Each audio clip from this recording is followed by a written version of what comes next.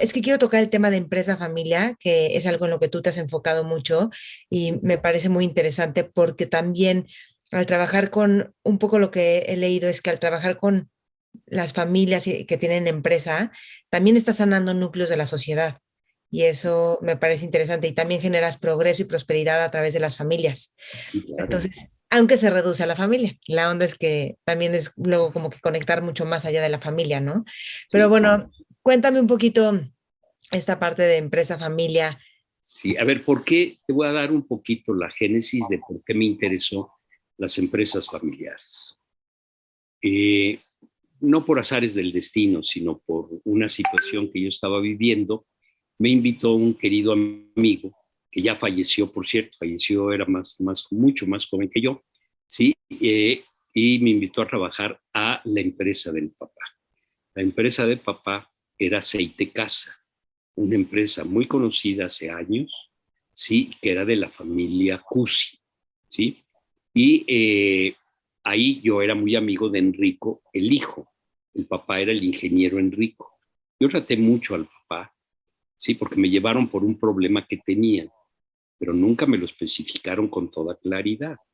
Cuando llegué yo ahí al área de recursos humanos, serían las 8 de la mañana y a las 10 de la mañana tenía ahí a las autoridades del trabajo con un líder que había demandado la titularidad del contrato colectivo de la empresa.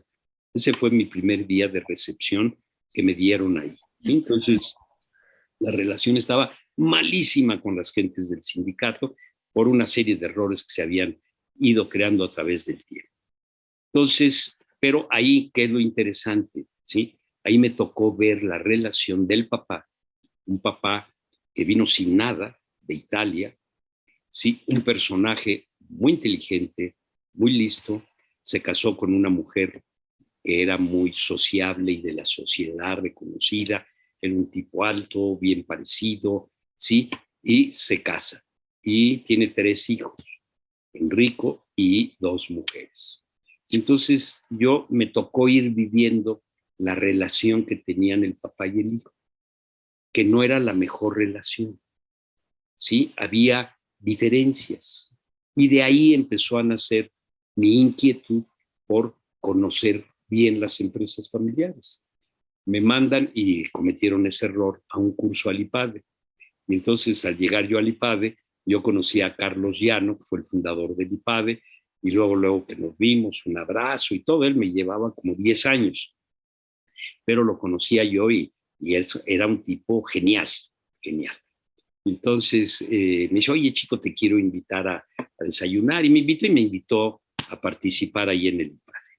Ya estaba trabajando mi hermano ahí como profesor, ya tenía como 8 o 9 años trabajando como profesor. Y entonces dije, oye, Carlos, pues yo no sé si a mí esto me va a gustar, etcétera, etcétera. Y me dijo, no, no, no, ándale, vente, que esto, que lo otro. El caso es que me metí, me salí de la familia Cusi y me metí ahí a trabajar. Bien, y entonces una de las áreas en la que yo he estado es el tema de comportamiento humano. Entonces, el comportamiento humano en la empresa familiar me interesó especialmente y de ahí fue que me empecé a meter en las empresas familiares. Y fui profundizando y entonces ahorita lo que te voy a comentar pues, es de años de ver, trabajar en la vida real y también de lecturas y estudio. Y a ver, hay una primera generación, ¿sí? ¿Cuál es el perfil ordinariamente de las personas de la primera generación? Ordinariamente no son gentes que vienen teniendo dinero, Ujú. sino por el contrario, muchos de ellos, pues formas muy precarias de vida, si no es que una pobreza, ¿sí? O una miseria real. O sea, son gentes que podemos decir han tenido hambre, Ujú. ¿sí? Y eso es real, ¿no? No es hipotético, sino no han satisfecho todas sus necesidades fisiológicas iniciales, que es la comida, la educación. Normalmente no son gentes que han estudiado primaria, secundaria, preparatoria, posgrado, doctorado, no. Ellos los va haciendo la vida, que ven una oportunidad, que se lanzan a una oportunidad, que arriesgan todo lo poco que llegan a tener. se lanzan y son gentes que trabajan muchas horas, 20 horas, 18 horas diarias, que tienen características de liderazgo, gente que entusiasman para seguirlos a ellos, a veces con sueldos muy bajitos, pues porque no hay, ¿no? Está empezando el negocio, cuando lo inician el negocio, compran, entregan, cobran, hacen todo, depositan, hacen todas las cosas. Bien, pues ahí siguen gentes muy austeras, ordinariamente, porque saben lo que significa ganar un peso, saben lo que les ha costado. Entonces, son gentes que son ahorrativas y lo que van teniendo, producto del negocio, lo van reinvirtiendo y reinvirtiendo.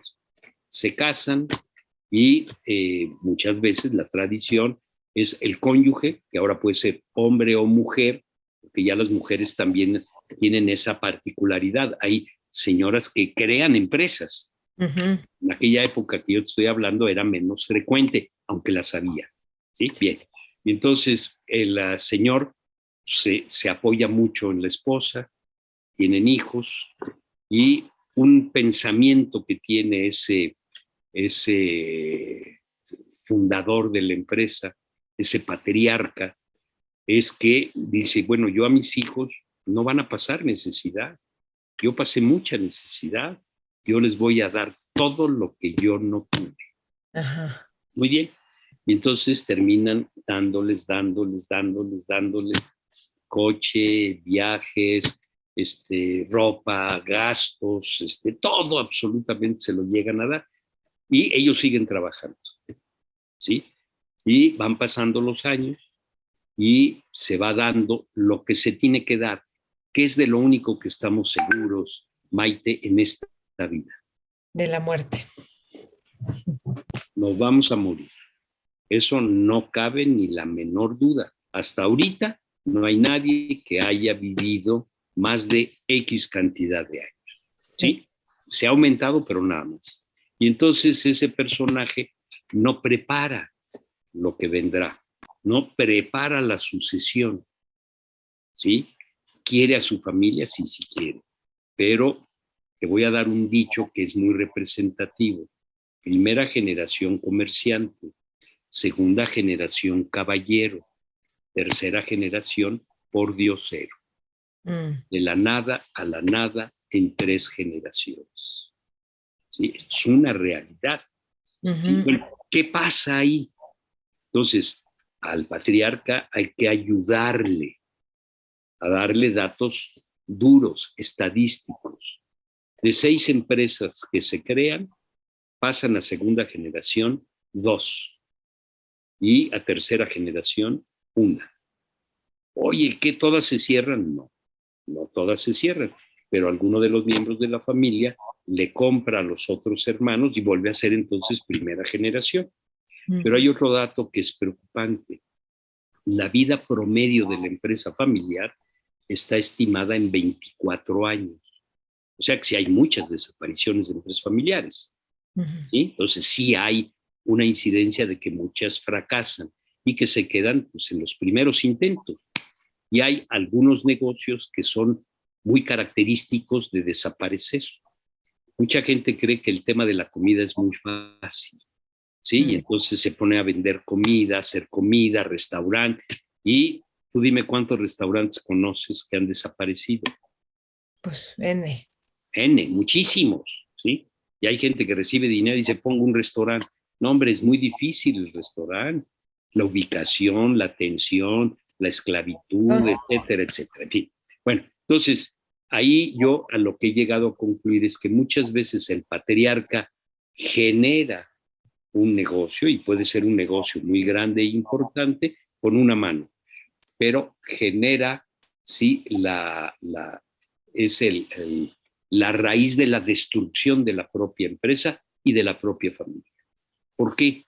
Porque no dedicó el tiempo que debería de haber dedicado a la formación de los hijos. Fíjate que estoy hablando. O sea, él formar a sus hijos. Él malforma a los hijos. Ah, tendría que él formar a los hijos. Sí, claro, hay que formarlo. ¿Y en qué hay que formarlos? ¿En qué? Pues ¿Qué todo, características tenía el papá? en liderazgo, en emprender, en gestión, en finanzas, ¿Qué en más? la parte comercial, ¿Qué más? valores, ¿Qué más? pues todo, llevar el negocio. Trabajo duro, gasto poco. Pero esa palabra, bueno, o sea, creo que ahorita con las generaciones es como, no, trabajo duro, no, todo tiene Ahora, el que quiere azul celeste, ¿qué que... le cuesta?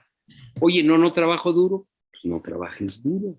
¿Tienes papi millonario? Sí, pues tranquilo, administra bien, sí, pon a tu hermano, al que veas que es el que quiere estar en el poder y que tiene la capacidad, y apóyalo, sí, no te pelees con él, porque él te va a seguir manteniendo, apóyalo.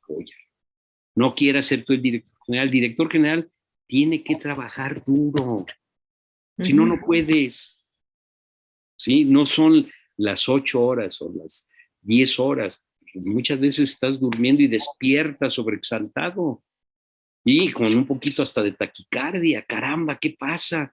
Si no, pues es que mañana me van a embargar en el negocio o tengo un problemón de esta naturaleza o una auditoría. Vete tú a saber todas las cosas que se dan, desde luego. ¿Sí está claro? Entonces, por eso me atrevo a decir que quien crea puede poner el germen de la destrucción. Puede, pero también lo puede evitar, pero siempre y cuando oportunamente. ¿Sí? ¿Qué quiere decir oportunamente? Oye, a ver, tengo que diagnosticar mi situación en el momento en que estoy. Mis hijos ya son adultos, no los formé bien, les gusta la buena vida, la pasan a todo dar, pero no hay ni uno que le guste el negocio. Les gusta lo que deja el negocio. Y creen que es muy fácil manejarlo desde el club de golf, a distancia, por WhatsApp. No. Hay que estar ahí y hay que estar presente y hay que dedicar lo que se tiene que dedicar. ¿Sí? Bien. Si no, esa es la factura. Un director general tiene una factura y es una factura pesada. Ahora, si eres miembro de la segunda generación, te gusta, tienes la capacidad, eres elegido por todos tus hermanos, sírvelos. Son tus accionistas. No eres el segundo papá, son tus accionistas. Trátalos con respeto, dales información, etcétera. Hay que formarlos en ese sentido. Si no lo hizo el papá, en la asesoría hay que ayudarles a que lo vean. Si no lo ven, lo van a tirar, lo van a quitar, lo van a destruir. ¿Cuáles son los verdaderos problemas de las empresas familiares que yo me he encontrado? Son puras cuestiones de comportamiento, celos, envidias, resentimientos, objetivos distintos, ¿sí? Falta de esfuerzo, falta de laboriosidad, pocas virtudes humanas, ¿sí? No son generosos, no son comprensivos, no se esfuerzan, no son fuertes, no son justos, no son leales, no son prudentes, etcétera. Entonces, cuando uno dice hay que formar a los hijos, hay que formarlos en las cualidades humanas, en las virtudes humanas. Mentores.